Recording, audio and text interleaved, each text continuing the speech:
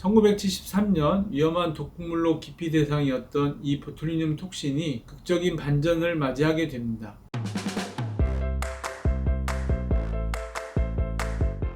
안녕하세요. 대정의 시술 대정리입니다. 오늘은 지난 필러의 역사에 이어 필러와 함께 피부 시술의 쌍두마차라 불리는 보톡스가 어떻게 탄생하게 되었는지 여러분들께 알려드리는 시간을 마련했습니다. 나의 주름을 마법처럼 사라지게 만드는 이 보톡스, 어떻게 탄생하게 된 걸까요? 보톡스의 탄생을 알아보기에 앞서 보톡스의 어원이 어떻게 만들어지게 되었는지부터 알아보겠습니다. 보톡스란 미국의 엘러간이라는 회사의 상품명입니다. 원래 이름은 보툴리늄 톡신입니다. 그런데 이거를 상품명으로 보톡스라 부르게 된 것인데요. 세계 각국에서도 보톡스라 불리고 있는 만큼 한 회사의 상표가 보통 명사화된 사례라 할 수 있습니다. 그렇다면 인류가 이 보툴리늄 톡신, 보톡스는 어떻게 발견하게 되었을까요?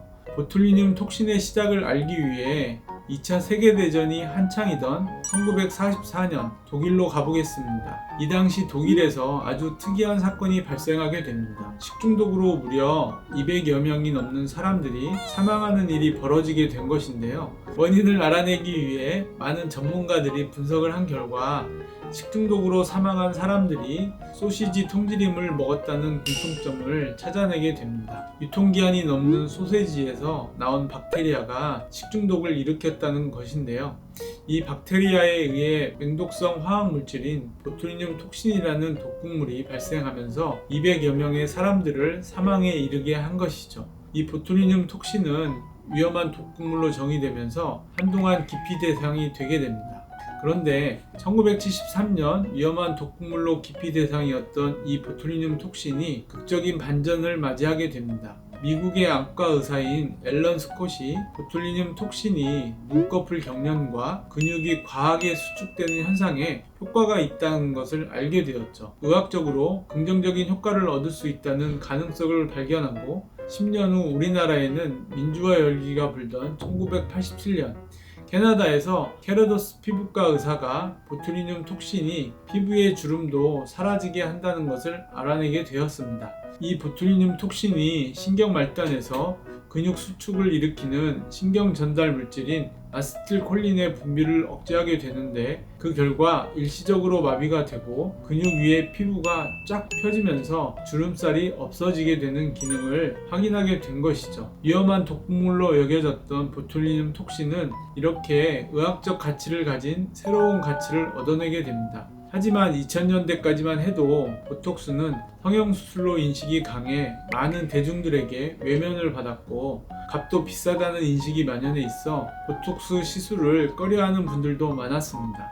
한국인의 정서에서 외모를 가꾸는 시술은 쉽게 받아들여지지 않았죠. 또 독성 물질을 사용한다, 부작용에 대한 우려 등 보톡스에 대한 부정적인 여론은 보톡스 시술을 받았더라도 이를 숨기는 일도 번번이 나타난 만큼 보톡스의 전망과 대중화는 어려울 것으로 보였습니다. 하지만 2006년부터 국내 보톡스인 메디톡신 제품이 허가를 받고 보톡스 시술의 가격이 낮아지면서 새로운 바람이 불기 시작하였는데요. 기대 수명이 늘어나면서 젊음에 관심이 많아지게 되고 또 유명인들이 보톡스 시술을 알리고 보톡스의 부작용에 관한 다양한 루머들의 진실이 밝혀지게 되면서 보톡스는 부담없는 시술로 꼽힐 만큼 대중들의 관심을 얻어내는데 성공하게 됩니다. 현재는 20대에서 30대 뿐만 아니라 중장년층 그리고 더 나아가 남자들도 찾는 시술이 되었는데요. 불과 10여 년 전의 인식과 비교해보면 180도 달라진 만큼 엄청난 반전의 결과를 얻어낸 셈입니다. 현재 보톡스 시술은 어떻게 이루어지고 있을까요? 과거에는 단순히 주름을 펴 젊어지는 인상을 얻어내는 데 필요한 시술이었다면 현재의 보톡스는 다양하게 활용이 되고 있습니다. 얼굴 주름은 물론이고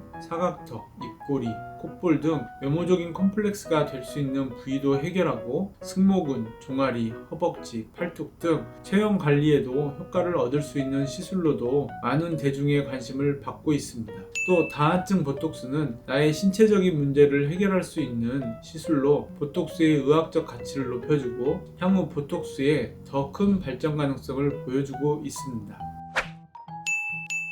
관리의 필요를 느끼는 시대인 만큼 많은 분들이 보톡스를 찾아두고 있습니다. 보톡스가 대중화를 이루었지만 아직 남은 과제들이 있는데요. 보톡스의 의학적인 가치를 더욱 알려야 한다는 점, 그리고 아직 남아있는 부정적인 인식을 해소해야 한다는 점, 마지막으로 보톡스 내성과 같은 부작용에 대한 우려의 종식이 해결된다면 보톡스는 더욱이 의료 시술로서 발전이 가능하다 생각합니다. 보톡스 역시 어떤 시술과 마찬가지로 반드시 전문가와 정확한 상담을 하고 시술을 받는 것이 중요합니다. 내가 원하는 보톡스 시술 효과를 얻으시길 바라면서 오늘 영상은 마치도록 하겠습니다. 오늘 내용 재미있게 보셨다면 구독과 좋아요, 알림 설정 부탁드릴게요. 지금까지 대정의 시술 대정리였습니다.